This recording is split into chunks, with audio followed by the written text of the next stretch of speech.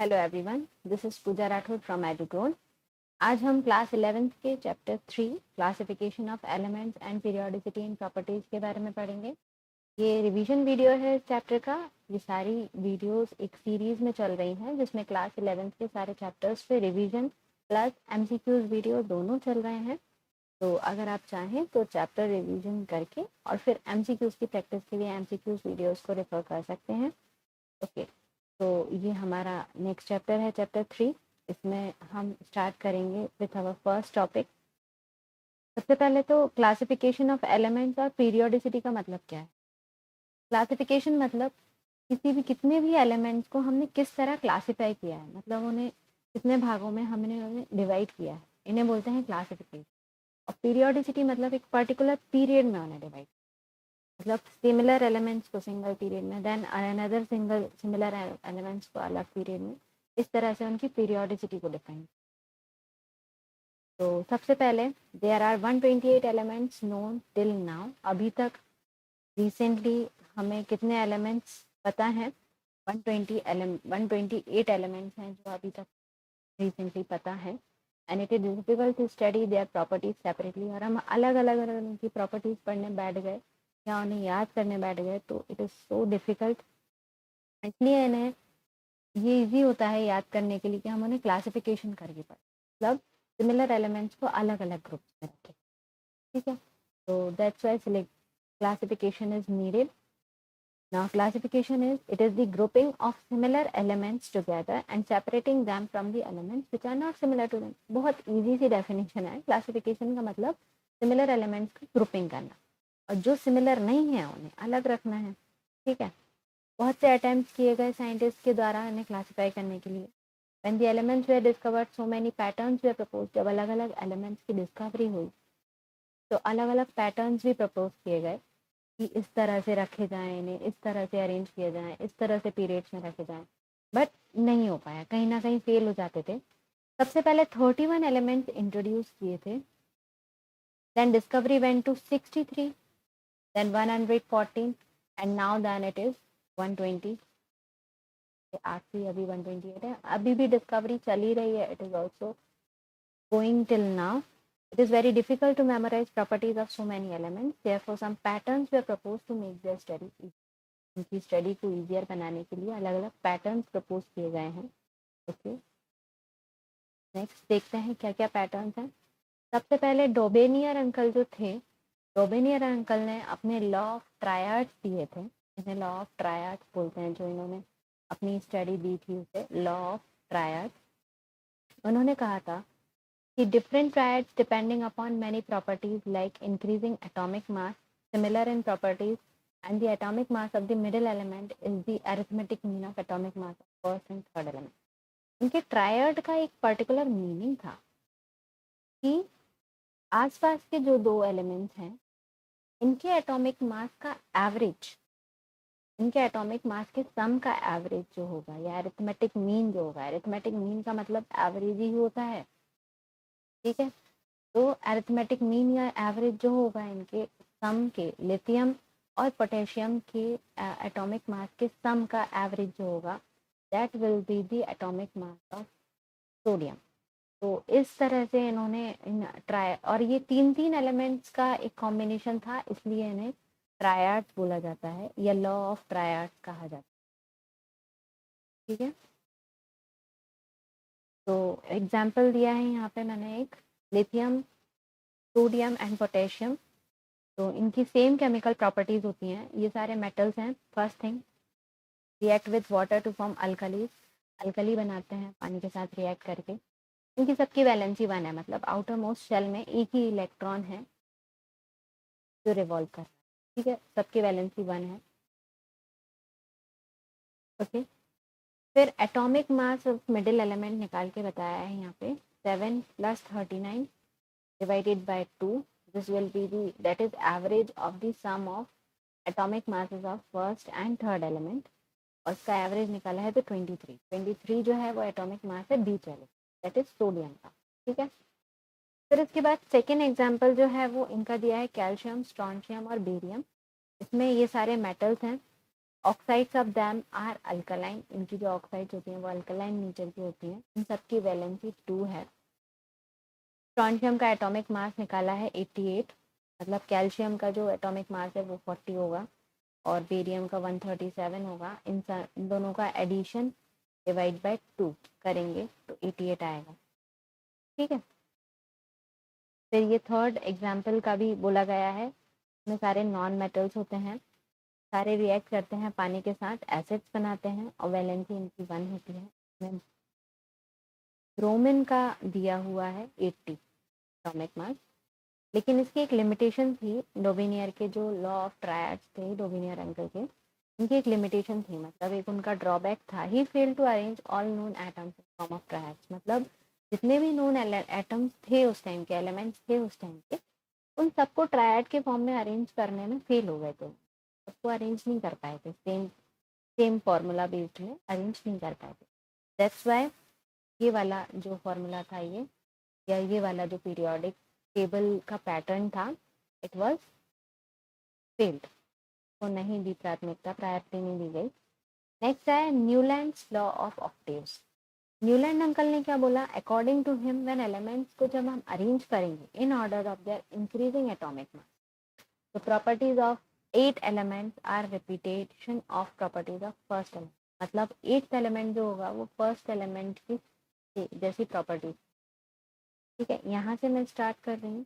Lithium, barium, boron, carbon, nitrogen, chlorine, sodium. यहाँ पे lithium और सोडियम का प्रॉपर्टीज होंगी, बेरियम और मैग्नीशियम की सेम प्रॉपर्टीज होंगी, मतलब प्रॉपर्टीज रिपीट करेंगी आफ्टर एवरी 7 एलिमेंट्स, मतलब 8th एलिमेंट पर प्रॉपर्टी रिपीट।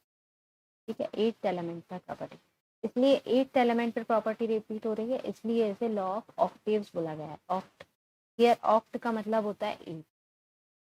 ठीक है, तो ये मेमोराइज करने के लिए बहुत इजी है कि लॉ ऑफ ऑक्टेव्स जो था वो 8th एलिमेंट से रिलेटेड था, something related to 8th element. ठीक है, next, according to these properties 8th element sodium should be similar to those of first element lithium. ठीक है, 8th एलिमेंट सोडियम जो है वो सिमिलर होगा लिथियम के। इसकी भी लिमिटेशन थी, उसमें लिमिटेशन इसका ड्रॉबैक था, he could classify elements only up to calcium. इस तरह से वो सिर्फ कैल्शियम तक ही एलिमेंट्स को क्लासिफाई, कि आगे के जो भी नोन एलिमेंट्स थे उनको क्लासिफाई नहीं कर पाए। दैट्स व्हाई इनकी जो पैटर्न थी वो भी फेल हो गई। फिर आए मेंडलीव्स क्लासिफिकेशन। मेंडलीव अंकल ने क्या बोला, periodic table is chart of elements prepared in such A way that elements having similar properties occur in same vertical, मतलब इन्होंने ग्रुप्स में और पीरियड्स में डिवाइड करे थे एलिमेंट्स, तो जिनकी सेम प्रॉपर्टी थी वो पर्टिकुलर ग्रुप में आते थे, पर्टिकुलर ग्रुप्स में same property. According to Mendeleev periodic law, properties of elements are periodic function of their atomic. In this, there are 7 periods and 8 groups. Mendeleev के periodic table में 7 periods थे, ये periods होते हैं, और ये ग्रुप्स हैं, तो इसमें 7 पीरियड्स थे, ये 7 थे, और वर्टिकली जो थे ग्रुप थे। ठीक है, out of 8 group 7 are of normal elements, जो 8 ग्रुप्स थे उसमें से 7 जो थे वो नॉर्मल एलिमेंट्स के थे, और जो एक सिंगल ग्रुप था वो transition elements. He also left gaps in this table. जगह जगह पे गैप्स भी खोले छोड़े थे, खाली जगहें भी छोड़ी, मतलब उसके हिसाब से वहाँ पे एक अननोन एलिमेंट जो उस टाइम पे नोन नहीं था वो आ सकता। He thought that when these elements would be discovered later, then they can be placed in table without disturbance. सब जगह इसलिए छोड़ी थी ताकि जब भी नया एलिमेंट उस जगह वाला डिस्कवर होगा, जो इस जगह पे फिक्स बैठेगा, तो बाकी सारों को डिस्टर्ब किए बिना उस एलिमेंट का एटॉमिक नंबर वहाँ पे फिक्स हो जाए। ओके, अब ये वाली जो थ्योरी थी, ये मेरिट्स थे बहुत से, advantages. First, he group the elements on the basis of atomic mass के बेसिस पे करी थी। He left gaps for undiscovered elements, बहुत से अनडिस्कवर्ड एलिमेंट्स उनके लिए जगह छोड़ी थी जो बाद में कवर होते, जैसे gallium, scandium, germanium, even he left full group vacant for undiscover. यहाँ तक कि उस टाइम पे इनर्ट गैसेस भी डिस्कवर नहीं हुई। नोबल गैसेस हम जिन्हें बोलते हैं, जिनके फुल्ली फिल्ड ऑर्बिटल्स होते हैं, वो डिस्कवर नहीं होंगे, तो उनके लिए पूरा का पूरा ग्रुप खाली। He could predict proportions of several elements on basis of their position periodic table, like gallium scandium. Proportions predict कर पा रहे थे, वो प्रोपोर्शंस प्रेडिक्ट किए थे उन्होंने अलग अलग, जैसे gallium scandium. He could predict errors in atomic waves, atomic waves में क्या एरर्स आ सकती हैं वो भी प्रेडिक्ट कर दी थी। तो बहुत सारे एरर्स थे। इसके बाद आई एनोमैलीज। एनोमैलीज मतलब जो दिक्कतें आई, जो नहीं था, क्या चीज़ें नहीं थी उनके पीरियोडिक टेबल में। सबसे पहले position of isotopes could not be explain. उनकी पीरियोडिक टेबल में आइसोटोप्स की पोजीशन तो कहाँ रखे। Next, wrong order of atomic mass. Atomic mass का ऑर्डर गलत था। आर्गन जो है उसका एटॉमिक मास होता है 40, पोटेशियम का होता है 30। उनके जो उनका जो ग्रुप था, उनकी जो वो थी पैटर्न था, उसमें पोटेशियम को पहले रखा गया, सॉरी पोटेशियम को बाद में रख दिया था और आर्गन को पहले रखा, इस तरह से था, जबकि पोटेशियम पहले आना चाहिए था। तो कुछ चीज़ें अलग भी थी। Next, position of hydrogen could not be explain. उनकी पैटर्न में हाइड्रोजन की पोजीशन एक्सप्लेन नहीं है। Some dissimilar elements are group together. कुछ ऐसे एलिमेंट्स जो एक दूसरे से मिलते नहीं थे, जिनकी प्रॉपर्टीज अलग अलग थी, उन्हें एक साथ ग्रुपिंग कर दी थी और अलग अलग ग्रुप में प्लेस कर दी। जैसे कि अल्कली मेटल्स, जैसे कि लिथियम, सोडियम, पोटेशियम एक्सेट्रा, ये ग्रुप A1 में थे, एक साथ कर दिया था टुगेदर विथ कॉइनेज मेटल्स। किन के साथ कर दिया था? कॉपर, गोल्ड और सिल्वर के साथ। कॉपर, सिल्वर और गोल्ड के साथ, जबकि ये दोनों एक दूसरे से मिलते नहीं थे। ये अल्कली मेटल्स है, लिथियम, सोडियम, पोटेशियम, और ये coinage metal. Okay, is that clear? Next point, lanthanides और एक्टिनाइट्स में इनको इंक्लूड नहीं किया था। मेन बॉडी जो थी पीरियोडिक टेबल की में लेंथेनाइट्स और एक्टिनाइट्स। ये एनोमॉली अच्छे से समझ में पता होनी चाहिए कि आखिर वो पर्टिकुलर पैटर्न या पर्टिकुलर पीरियोडिक टेबल क्यों नहीं अडॉप्ट किया या क्यों नहीं लागू किया, ताकि हमें ये पता चले कि हमने नया क्यों बनाया, नए वाले की जरूरत है। ओके, तो we will go next slide. फिर आया हमारा modern period. Modern periodic table किसने इंट्रोड्यूस करी थी? बोवन का। Modern periodic law according to the properties of elements और periodic function of their atomic number. मतलब यहाँ पे पीरियोडिक फंक्शन किसे माना गया था? एटॉमिक नंबर पे ध्यान दिया और उसी हिसाब से हमने अरेंज किया। तो when elements are arrange to increasing atomic there is periodicity. तब जब हम इंक्रीजिंग एटॉमिक नंबर के हिसाब से तो तब पीरियोडिसिटी जो है वो इलेक्ट्रॉनिक कॉन्फ़िगरेशन में के रूप में ही आगे बढ़ती है। इससे क्या होगा कि उनकी केमिकल प्रॉपर्टीज में भी पीरियोडिसिटी है, मतलब केमिकल प्रॉपर्टीज भी उसी तरह से इंक्रीज या डिक्रीज। ठीक है, इसमें जो हॉरिजॉन्टल रोज थी उन्हें पीरियड्स बोले गए और जो वर्टिकल कॉलम्स थे उन्हें ग्रुप्स बोले। ठीक है, ये जो थी इन्हें पीरियड्स बोले गए और इस तरह से जो थे उन्हें बोला गया ग्रुप्स। तो इन टोटल 7 पीरियड फॉलो, और अभी भी हम उसी के हिसाब से इसी को याद करते हैं। इसी में सारी केमिकल प्रॉपर्टीज सही तरीके से, उसमें 7 पीरियड्स और 18 group in total. Next slide. अच्छा, नेक्स्ट स्लाइड के पहले देख लीजिए, यहाँ पे मॉडर्न पीरियोडिक टेबल का डायग्राम लगा हुआ है, पोस्टर लगा हुआ है। इसमें जो पिंक कलर के हैं ये नॉन मेटल्स हैं, जो ब्लू कलर के हैं जितने भी वो सारे मेटल्स हैं। येलो कलर के जो हैं वो सेमी मेटल्स या मेटलॉइड्स बोल सकते हो। ग्रीन कलर में जो है वो इनर्ट गैसेस हैं। ठीक है, किसी भी डब्बे में अगर आप देखेंगे, किसी भी एलिमेंट को देखेंगे, तो जो सिंबल बोल्ड लेटर्स में लिखा है वो सिंबल ऑफ द एलिमेंट है। जो उसके साइड में लिखा हुआ होता है वो उसका एटॉमिक नंबर होता है, वो अरेंज है, और नीचे जो है उनका नाम है। ठीक है, यहाँ पे जो नीचे 2 लेयर आपको दिख रही हैं, इनमें से ऊपर वाली लैंथेनाइट्स कहलाती है, नीचे वाली कहलाती है, ये सारे मेटल्स। ठीक है, now we will go to the next slide. Next slide में बताया है, उसी को एक्सप्लेन किया है जो मैंने अभी मॉडर्न पीरियड आपको बताया। इसमें बताया number of elements in each period, her period में कितने एलिमेंट्स होंगे। जो फर्स्ट पीरियड है उसमें 2 एलिमेंट्स होते हैं, सेकेंड में 8 होते हैं, थर्ड में भी 8 होते हैं, फोर्थ में 18, देन फिफ्थ में अगेन 18, सिक्स्थ में 32, और सेवन्थ पीरियड है rest of the element, seventh में बाकी की। नोट दिया हुआ है, number of valence electron in atom of elements decides which element will be first in period and which will be last. मतलब आखिरी वाला जो वैलेंस शेल है उसमें जितने इलेक्ट्रॉन है या उसको जितने की जरूरत है, तो वैलेंस इलेक्ट्रॉन जो होगा, वैलेंस इलेक्ट्रॉन जो होते हैं वो डिसाइड करते हैं कि किसी पीरियड में कौन सा एलिमेंट पहले आएगा, कौन सा एलिमेंट।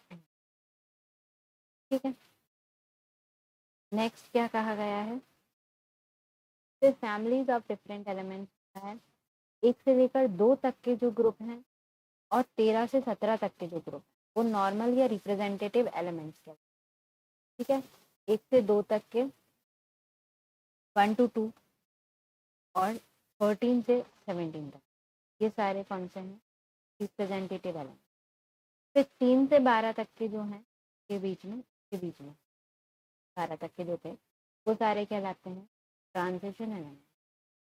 देन 57 to 71 जो नीचे वाला बॉक्स, जो दो नीचे वाले बॉक्स थे अभी मॉडर्न पीरियोडिक टेबल में, ये वाले दोनों, ये वाला और एक वाला, तो इनमें से ऊपर वाला जो है वो लेंथेनाइट्स कहलाता है और नीचे वाला जो है वो एक्टिनाइट।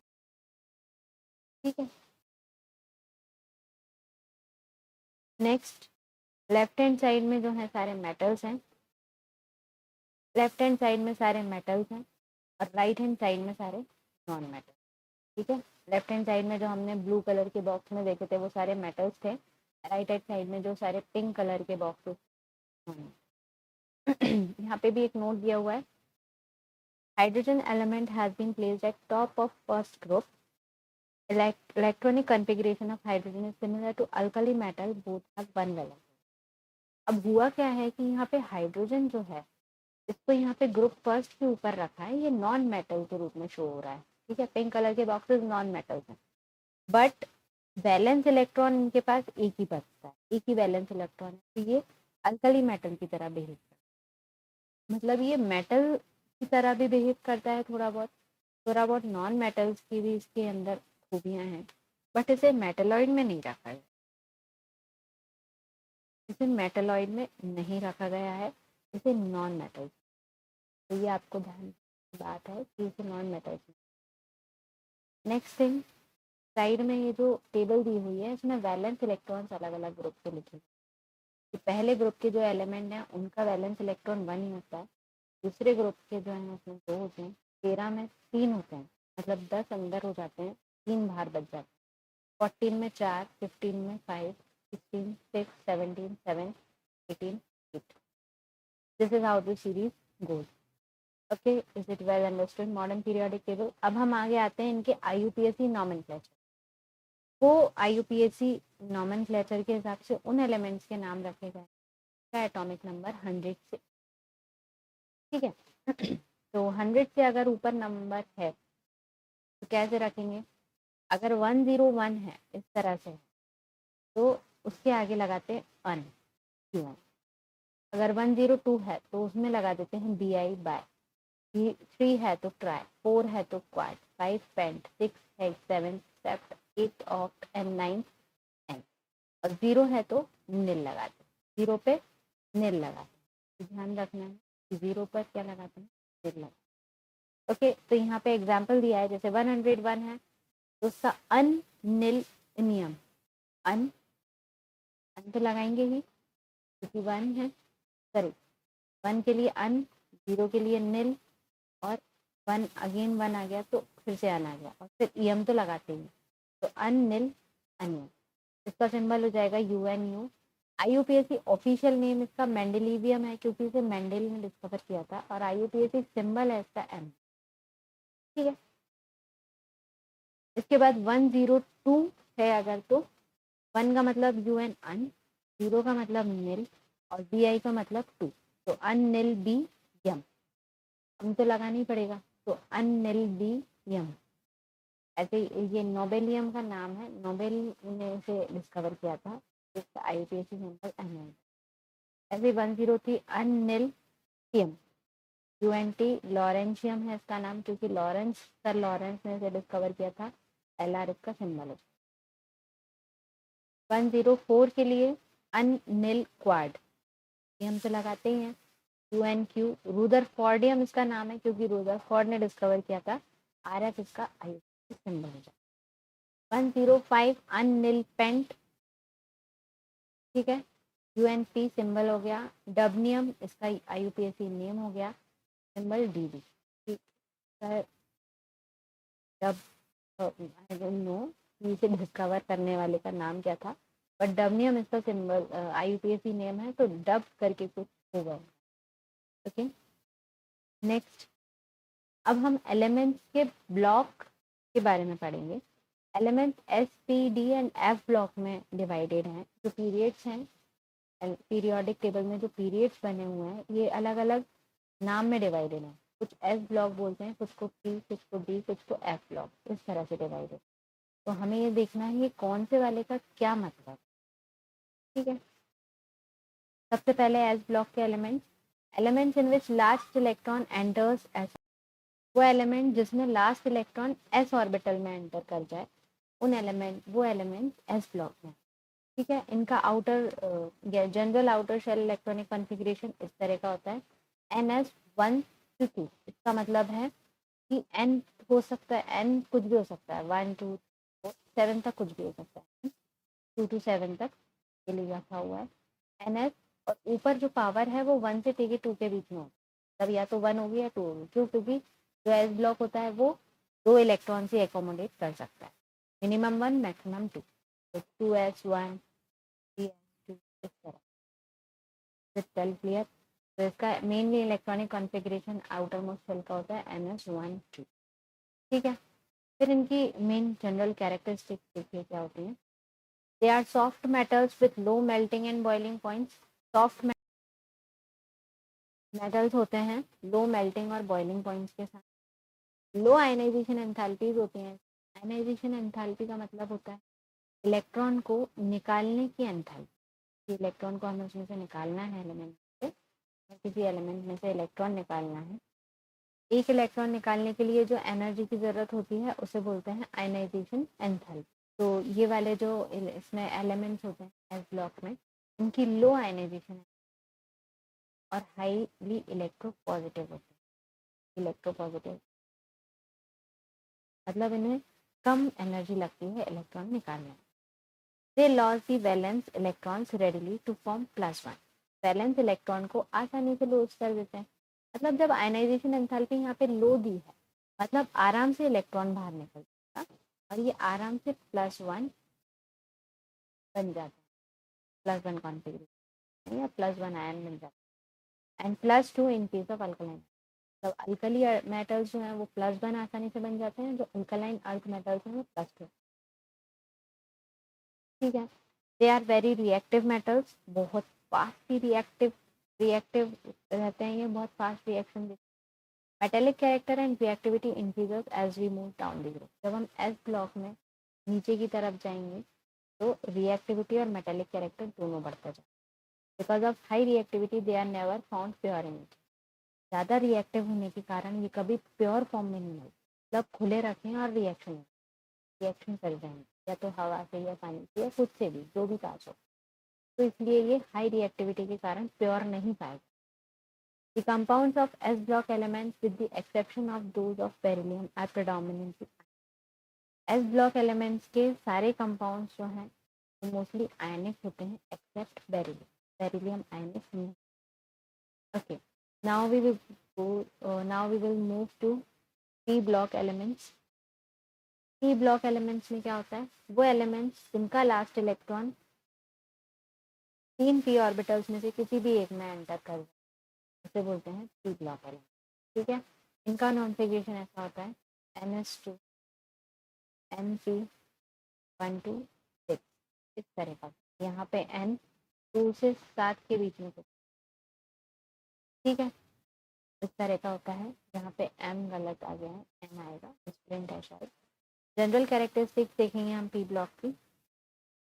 जनरल कैरेक्टरिस्टिक्स में सबसे पहले p ब्लॉक एलिमेंट्स में मेटल्स एंड नॉन मेटल्स दोनों तरह के आते हैं, but number of metals is much higher than that of metals. मतलब नॉन मेटल्स ज़्यादा प्रेजेंट है मेटल्स की अपेक्षा। फर्दर मेटेलिक कैरेक्टर इंक्रीज होता है जब हम ऊपर से नीचे p ब्लॉक में ऊपर से नीचे की तरफ जाएंगे, तो मेटेलिक कैरेक्टर बढ़ता जाता है विद इन अ ग्रुप, और नॉन मेटेलिक कैरेक्टर इंक्रीज होता है जब लेफ्ट टू राइट। जब हम लेफ्ट साइड से राइट साइड में जाएंगे तो नॉन मेटेलिक। नेक्स्ट पॉइंट दिया है there ionization enthalpies are relatively higher as compare to those s block element.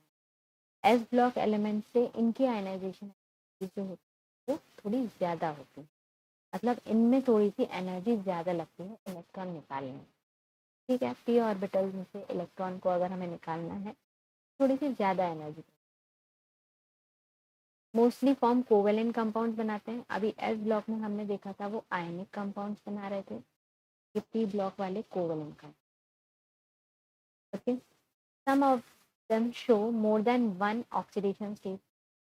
इनमें से कुछ 1 से ज़्यादा ऑक्सीडेशन, +1 +2 +3, ऐसे एक से ज़्यादा ऑक्सीडेशन दिखा देते हैं। Their oxidizing character increases from left to right. Oxidizing character जो होता है इनका वो लेफ्ट से राइट जाने में बढ़ता जाता है। लेफ्ट से राइट जाएंगे तो ऑक्सीडाइजिंग कैरेक्टर है in a period, and reducing character increases top to bottom. ये ऑक्सीडाइजिंग कैरेक्टर है और रिड्यूसिंग कैरेक्टर नीचे जाए। ठीक है, ऑक्सीडाइजिंग कैरेक्टर पीरियड में बढ़ता है, रिड्यूसिंग कैरेक्टर ग्रुप में बढ़ता है। ठीक है, we will move to our next slide now. p block elements in which last electron enters any one of the 5 d orbitals। 5 d orbital में से किसी एक में भी अगर इलेक्ट्रॉन एंटर कर तो वो एलिमेंट p ब्लॉक एलिमेंट। इसकी जो इलेक्ट्रॉनिक कॉन्फ़िगरेशन होती है वो कुछ इस तरह से होती है n-1 e to the power 1 to 10 ns 0 to 2। यहाँ पे n जो है वो 4 से 7 के बीच में। ठीक है, n-1 मतलब d ऑर्बिटल है वो पिछले वाले का है। तब अगर n मान लो 4 है, 4s 1 है, तो n-1d क्या रहेगा 3 3 4 5 6 कुछ भी। ठीक है, मतलब के पहले 4s के पहले d का 1 नंबर कम होगा, n से 1 नंबर कम ऑर्बिटल, n से 1 नंबर कम वाला शब्द। ठीक है, characteristics of D block elements क्या होते हैं। सबसे पहले दे आर हार्ड होते हैं, वैल्यूएबल होते हैं, डक्टाइल होते हैं, high melting and boiling point होता है इनका, मतलब ये प्योरली मेटल्स, ओके, ज़्यादातर प्योरली मेटल्स होते हैं। Good conductor of heat electricity, ये सारे जो भी हैं hard, malleable, ductile, good conductor, ये सब मेटल की ही कैरेक्टरिस्टिक्स। ये ionization enthalpies are between s and p block, s और पी के बीच में रहती है आयनाइजेशन, मतलब इन्हें जो इलेक्ट्रॉन निकालने के लिए एनर्जी चाहिए वो एस से ज़्यादा चाहिए और पी से कम। ये शो वेरिएबल ऑक्सीडेशन स्टेट, अलग अलग ऑक्सीडेशन स्टेट दिखा सकते हैं क्योंकि इनमें मोस्टली 10 इलेक्ट्रॉन्स अकोमोडेट हो सकते हैं, पैराई कर सकते हैं। दे फॉर्म बोथ आयनिक और कोवेलेंट। ठीक है, एस वाले जो थे वो आयनिक बना रहे थे, पी वाले जो थे वो कोवेलेंट बना रहे थे, और जो डी वाले हैं वो आयनिक और कोवेलेंट दोनों बना दोनों तरह के। Now we will move to f block elements. F block elements वो हैं जिनमें, अच्छा, इसमें 7 एफ ऑर्बिटल्स होते हैं, और इन 7 में से किसी में भी अगर एक भी इलेक्ट्रॉन आ जाता है इन 7 में से किसी में भी अगर एक भी इलेक्ट्रॉन आता है तो वो F ब्लॉक का एलिमेंट कहलाने लगता है। यहाँ पे जो F ब्लॉक के एलिमेंट का कॉन्फ़िगरेशन होता है वो n-2f 1 to 10 सॉरी 0 to 14 का, क्योंकि इसमें 14 इलेक्ट्रॉन्स आ सकते हैं। n-1 3 0 to 2 एंड ns2 इस तरह का है। ठीक है, ये 0 to 2 यहाँ पे n की वैल्यू आप सब समझते हैं। यहाँ पे अगर n की वैल्यू कितनी 5 है तो यहाँ 5 माइनस 4 हो जाएगी, यहाँ 4 माइनस 2 सॉरी 5 माइनस 2 3, इस तरह से 3f होता नहीं है, ये हम इसको ऐसा नहीं और बढ़ा लो 6 लो, यहाँ 5 होगा। ठीक है,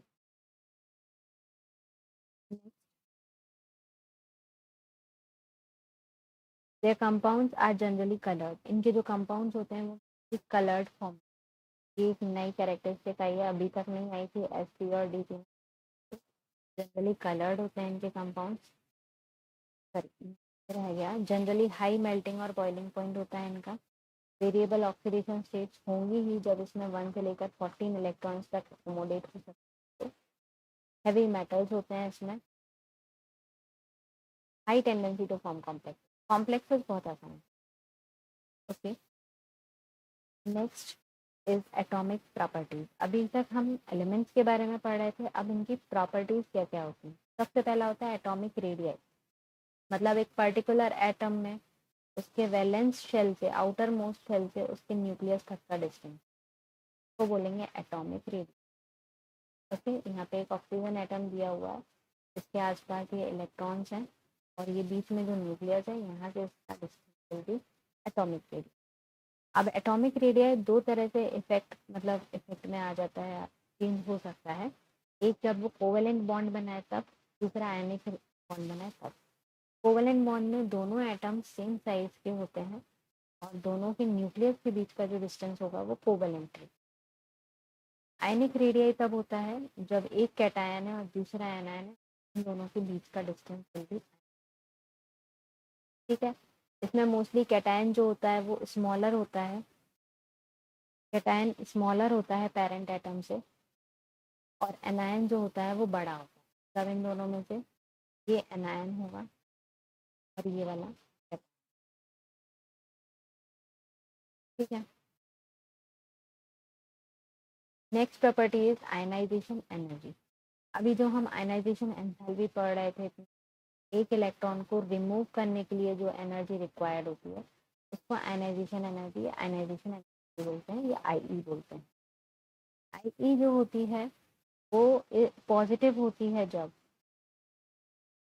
आई पॉजिटिव होगी उसका मतलब होगा always given from outside to remove electron, मतलब एनर्जी जो है वो बाहर से दी जाए।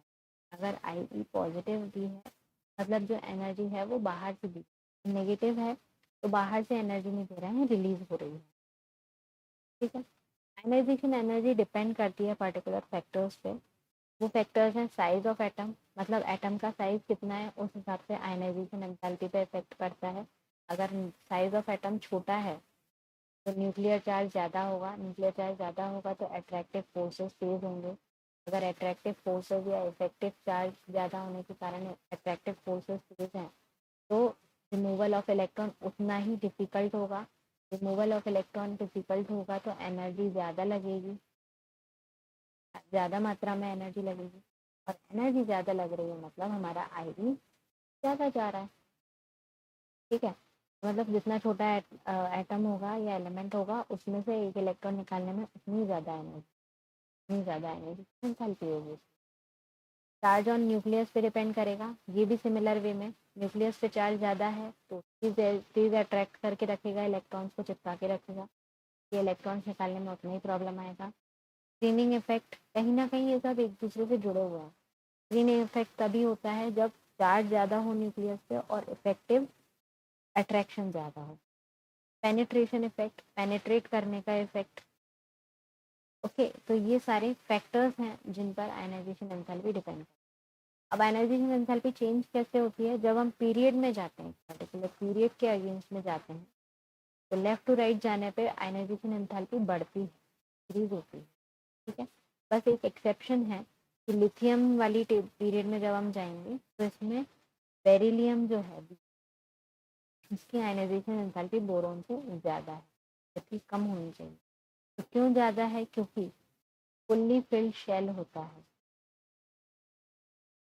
ओके, इसी तरह नाइट्रोजन की ज़्यादा हाई आयनाइजेशन एनर्जी है ऑक्सीजन से, वो भी इसलिए है क्योंकि नाइट्रोजन जो है वो हाफ फिल्ड होता है और ज़्यादा अच्छा। तो दोनों एक्सेप्शंस हैं, बेरिलियम और ये एक्सेप्शन ज़्यादा अच्छे से ध्यान रखने की ज़रूरत है, इसमें से क्वेश्चन ज़्यादा बनते हैं। फिर ग्रुप के अलोंग में अगर हम वेरिएशन देखें तो कैसा रहता है? आयनाइजेशन एनर्जी डिक्रीज होती है जब हम ग्रुप में नीचे की तरफ जब जाएंगे, जो ऊपर की तरफ का एरो बना हो, नीचे की तरफ जब ग्रुप में जाते हैं तो आयनाइजेशन डिक्रीज, ठीक है, कम होती है। जो ऊपर की तरफ का एरो बना मतलब नीचे से ऊपर आएंगे तो इंक्रीज, ठीक है। ये भी सेम वही न्यूक्लियर चार्ज, साइज और इन सब के कारण नीचे जाने की डिक्रीज। नेक्स्ट प्रॉपर्टी कौन सी है? Electron gain enthalpy. इलेक्ट्रॉन को गेन करने के लिए आयनाइजेशन एंथैल्पी, इलेक्ट्रॉन रिमूव करने के लिए भी इलेक्ट्रॉन गेन एंथैल्पी, इलेक्ट्रॉन को लेने के लिए दिया हुआ है अमाउंट ऑफ एनर्जी रिलीज, कितनी एनर्जी निकलती है जब हम किसी इलेक्ट्रॉन को ऐड करते हैं। ठीक है, energy release depends upon extent of attraction. अगर ज़्यादा जोर से अट्रैक्ट हो रहा है तो एनर्जी ज़्यादा निकलेगी, कम जोर से हो रहा है इसलिए भी डिपेंड करती है। सिमिलर फैक्टर्स हैं लगभग एटॉमिक रेडियस, रेडियस कितना है उस पर्टिकुलर एलिमेंट का, उसके न्यूक्लियर पे चार्ज कितना है, का इलेक्ट्रॉनिक कॉन्फ़िगरेशन, मतलब एस पी डी एफ कौन से वाले में इलेक्ट्रॉन हमारा जा रहा है। अगर एफ में जाएगा तो ज़्यादा बाहर की तरफ जा रहा है, बाहर का होता है ना ऑर्बिटल एफ, जब एफ में जाएगा तो ज़्यादा बाहर की तरफ जा रहा है, बाहर की तरफ ऐड हो रहा है, तो इस पर उतना इफेक्टिव न्यूक्लियर चार्ज फोर्स नहीं रहेगा, इसलिए ज़्यादा इलेक्ट्रॉन गेन एंथैल्पी नहीं लगेगी। लेकिन अगर एस में या पी में ऐड होगा, ये अंदर के ऑर्बिटल में अगर ऐड होता है तो फिर ज़्यादा इलेक्ट्रॉन गेन एंथैल्पी लगती है। इसका हम वेरिएशन देखें पीरियड के अलोंग, तो सॉरी ग्रुप के along, electron gain enthalpy becomes less negative as we move. जब नीचे की तरफ जाएंगे तो इलेक्ट्रॉन गेन एंथैल्पी नीचे जाने पर कम नेगेटिव होती है, लेस नेगेटिव मतलब कम निकलेगी, कम रिलीज होगी।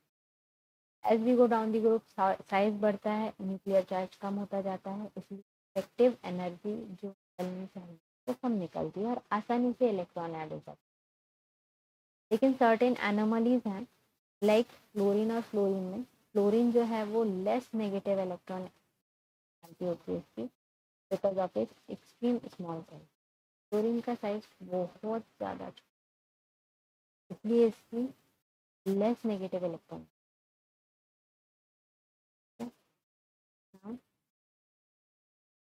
Next is variation along period. Period में जब हम जाएंगे तो इंक्रीज होगी इलेक्ट्रॉन गेन एंथैल्पी, क्योंकि साइज छोटा होता जाता है, न्यूक्लियर चार्ज बढ़ता जाता है, तो ऑब्वियसली बात है इंक्रीज होगी। But still exceptional behaviour is seen, like electron gain enthalpy of inert gases की जो है वो पॉजिटिव होती है, बिकॉज ऑफ स्टेबल इलेक्ट्रॉन के पास इलेक्ट्रॉनिक कॉन्फ़िगरेशन उनका स्टेबल होता है, मतलब ये इलेक्ट्रॉन्स लूज करना ही नहीं चाहते हैं या ऐड करना ही नहीं चाहते, इसलिए इनके पास पॉजिटिव होती है, इन्हें निकालनी ही नहीं है एनर्जी, तो पॉजिटिव रहेगी। That what this was all about electron. Now next property is electronegativity. Electronegativity का मतलब होता है कि शेयर्ड पेयर ऑफ इलेक्ट्रॉन्स को अपनी तरफ कोई एटम कितना अट्रैक्ट करे, तो बोलते हैं इलेक्ट्रोनेगेटिविटी। जो दिया है an atom to attract share pair of electrons more towards, this property depends upon size and nuclear charge. अलग से फैक्टर्स नहीं लिखे हैं इसके, साइज और न्यूक्लियर चार्ज पे डिपेंड करती है। In whole periodic table fluorine has maximum electron, ये याद रखना है कि फ्लोरीन की सबसे ज़्यादा इलेक्ट्रोनेगेटिविटी होती है, साइज है इसका। ग्रुप के अलोंग जाएंगे तो डिक्रीज होती जाती है जब ऊपर इलेक्ट्रोनेगेटिविटी, पीरियड के अलोंग जाएंगे तो साइज डिक्रीज होने के कारण इंक्रीज होती है। ठीक है, एप्लीकेशंस क्या क्या है इलेक्ट्रोनेगेटिविटी के, क्या क्या काम आती है? First, It tells us about metallic and non-metallic character. More is the electronegativity, lesser the metallic. मतलब जितना कम मेटेलिक कैरेक्टर होगा उस एलिमेंट का उतनी ज़्यादा इलेक्ट्रॉन, और जितना ज़्यादा नॉन मेटेलिक होगा उतनी कम इलेक्ट्रोनेगेटिविटी। वाइस वर्सा पोलर और नॉन पोलर बिहेवियर पता चलता है इलेक्ट्रोनेगेटिविटी से। अगर if the difference in the electronegativity between the two bonded atoms is more, अगर दो बॉन्डेड एटम्स हैं, कार्बन और हाइड्रोजन जुड़े हैं, अगर इन दोनों के बीच की इलेक्ट्रोनेगेटिविटी में डिफरेंस बहुत ज़्यादा है, मतलब कार्बन जो है वो पार्शियली बहुत ज़्यादा पॉजिटिव है और यहाँ हाइड्रोजन की जगह ऑक्सीजन ले लेते हैं, ऑक्सीजन पार्शियली बहुत ज़्यादा नेगेटिव, अगर इनकी इलेक्ट्रोनेगेटिविटीज़ में बहुत ज़्यादा डिफरेंस, तो ये पोलर और नॉन पोलर बॉन्ड बना, तब ये पोलर बॉन्ड बना, पोलर बॉन्ड बना। और जिनकी इलेक्ट्रोनेगेटिविटीज़ में डिफरेंस नहीं होता वो non polar bond. Now we will move to next slide. Next slide में अगला जो प्रॉपर्टी है वो है मेटेलिक एंड नॉन।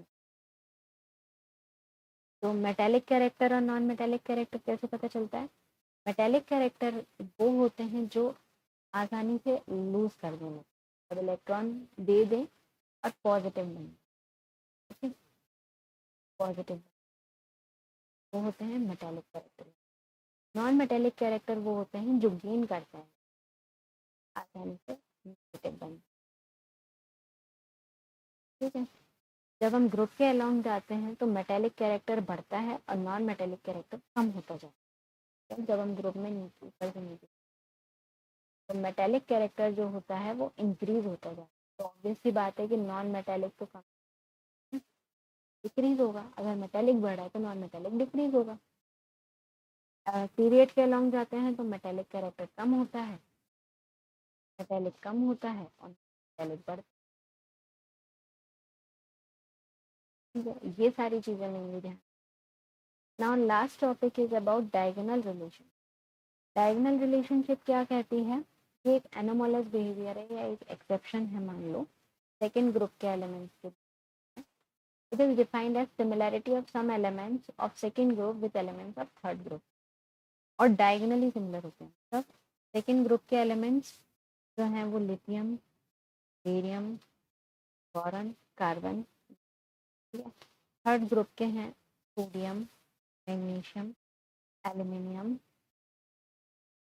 सिलिकॉन और फॉस्फोरस, ठीक है। तो यहाँ डायगोनल रिलेशनशिप, लिथियम और मैग्नीशियम आपस में थोड़ा सा सिमिलर बिहेवियर बताएंगे, सिमिलर प्रॉपर्टी। इसी तरह यहाँ पे बेरियम और एल्यूमिनियम, बेरिलियम और एल्यूमिनियम सिमिलर बताएंगे, बोरोन और सिलिकॉन सिमिलर बताएंगे, कार्बन और फॉस्फोरस सिमिलर बताएंगे।